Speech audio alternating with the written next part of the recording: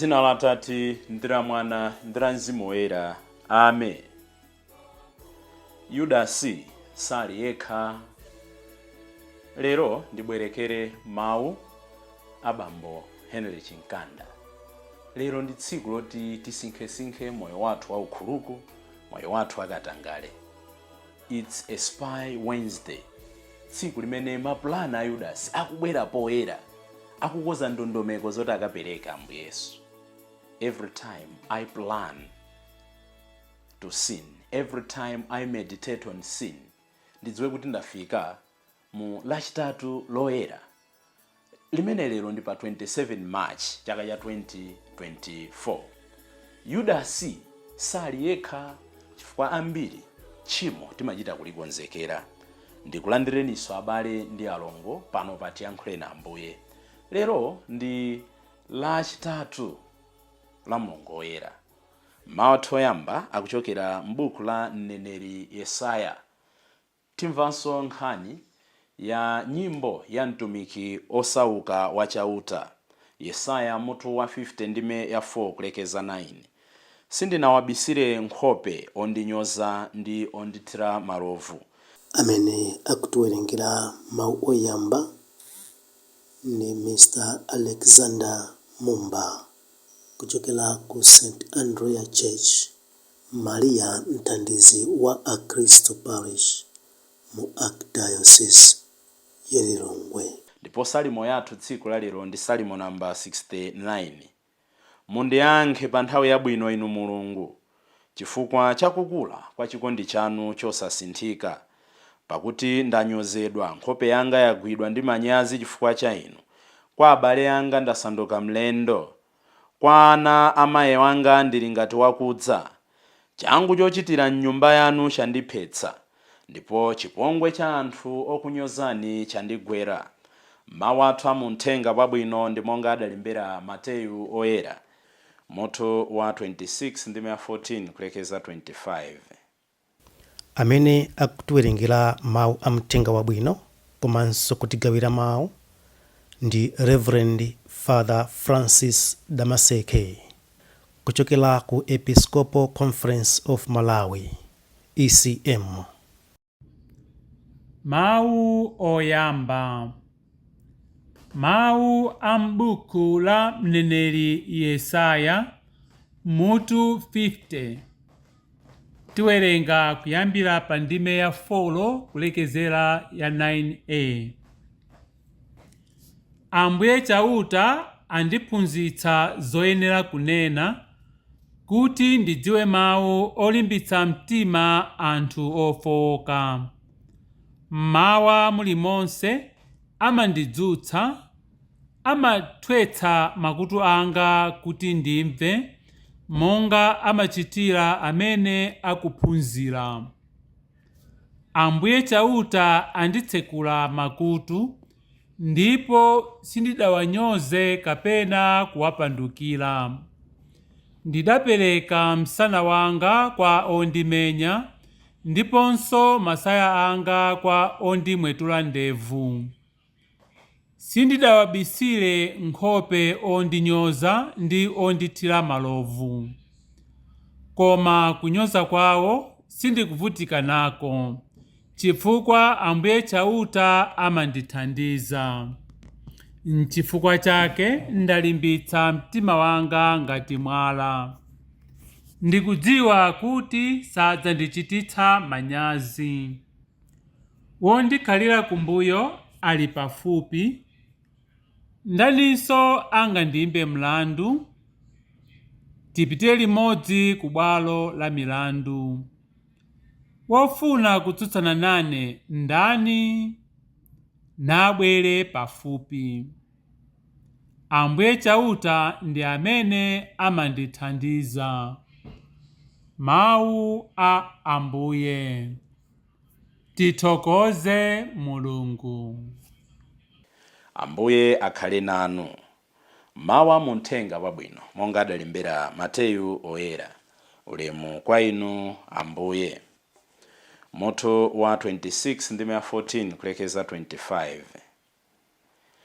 Pambuyo pake Yudasi Iskarioti, mmodzi mwa ophunzira 12 aja, adapita kwa akulu ansembe.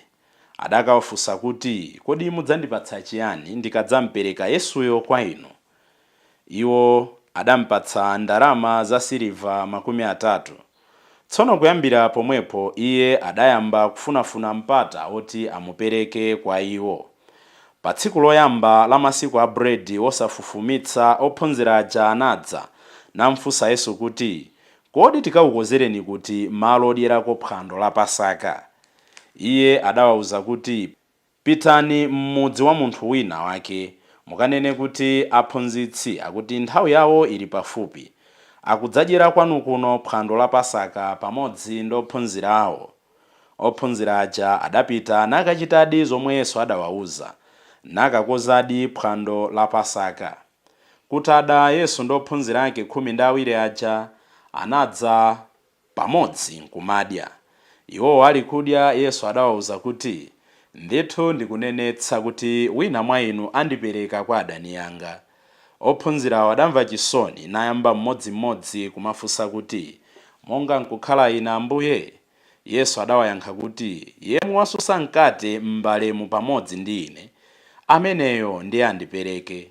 Mwana wa munthu akukaphedwadi, monga momwe malembo akunenera za iye. Koma ali ndi tsoka munthu amene akukapereka mwana wa munthuyo. Kukadakhala bwino koposa kwa munthu ameneyo akadapanda kubadwa. Yudasi, amene pambuyo pake adapereka Yesu, adamfunsa kuti, monga nkukhala ine aphunzitsi? Yesu adamuyankha kuti, wanena wekha. Mthenga wa Ambuye. Ulemu kwa inu Ambuye Yesu Khristu. Abale ndi alongo, monga tanenera poyamba, Yudasi sali yekha. Dzulo tinayamba nkhani ya Yudasi, ndipo lero tikupitirizanso nkhani ya Yudasi, amene akuwapereka Ambuye Yesu. Kuwapereka kwake very systematic, akuchita kupanga dongosolo, akutuluka panja, akachita mujera machitira malonda, kutsatsa bwinobwino, mundipatsa ndalama zingati, nagwirizana. He is planning. Then manena poyambirira paja kuti every time I plan to sin, every time mwadala ndikoza ndondomeko kuti ndikachimwa ndipanga zakuti kuntchito kuno nditulutsa matumba a simenti, mboma umo ndisayinira apa, ndalama izi zikakalowa apa zibwerera, amati money laundering, zikayenda zibwereranso. Exactly, I'm behaving like Judas. All of us, we behave like Judas.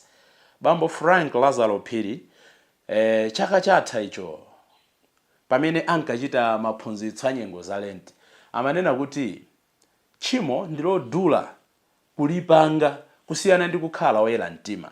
To commit sin is more expensive than to live a holy life, which is true abale, kuti kusankha kuti ndizikhala mu uchimo ndi kwa mtengo wapatali, nkodula, chifukwa pali zambiri kuti zimene zimenera zichitike kuti ukwaniritse tchimo. Timachita kupanga plan, auje nda amana chakuti, auje nda anamizira, auje nda apangira zakuti. Komano kuti ife tiyesetse kukhala oyera mtima, mawu amene akupezeka m'mawu oyamba atithandize kusinkhasinkha. Ambuye Yesu akupirira zowawa, Ambuye Yesu sakutsika pa mtanda, Ambuye Yesu sakuthawa ntchito imene adabwerera, chifukwa akunena kuti nkuyankhula kwa mneneri Yesaya, chauta adandiphunzitsa zoyenera kunena, kuti ndidziwe mawu olimbitsa mtima anthu ofooka. Chauta adandiphunzitsa kukhala munthu okoma mtima, kukhala munthu okhululuka, kukhala munthu ochita zabwino, kukhala munthu wautumiki, kukhala munthu odzichepetsa. Tikuyenera kuchita kuphunzira. Nchifukwa yake ife makolo, ife adindo, tili ndi ntchito oyamba kuwaphunzitsa anawo akala ang'ono kuti kupatsa ndi kutani. Timakondwera ndi makolo ambiri amene amatenga anawo ku chechi ndi kumapatsa ndalama kwa zoti ponya mbale, kutenga zinthu kwa zoti kapatse osauka, thandiza anzako. That teaching akanali ana kuti aphunzire makhalidwe abwino. Mneneri Yesaya kuti chauta adandiphunzitsa, kusenza kuti sizinali za tsiku limodzi, pang'ono ndi pang'ono amamuphunzitsa mneneri osauka amene, mneneri ovutika amene. Nyengo ya Lenti inali sukulu yapadera yoti tiphunzire kupatsa, inali sukulu yapadera yoti tiphunzire kupemphera mwapaderadera, inali sukulu yapadera yoti tiphunzire kusala ndi kupunguza. Lero pamene tikunena kuti ndi tsiku la namba 37 la sukulu yathuyi, tingathe kunena kuti tatha msinkhu, tadengula, takhwima m'Chikhristu chathu. Mwinatu tili ngati Yudasi uja amene tikadapangebe mapulani oti tibwerere moyo wathu akale, moyo wathu ochimwa, moyo wathu obwerera mbuyo. Chauta adandiphunzitsa zoyenera kuchita. Sakuyimira pomwepo poti adamuphunzitsa, akuti chauta adanditsegula makutu ndipo sindidawanyoze kapena kuapandukira. Chauta azititsegula makutu ndi maso omwe. Ambiri chauta ngakhala atitsegule makutu, ife timasankha kutseka. Chauta ngakhala atitsegule maso, ife tikusankha kutseka.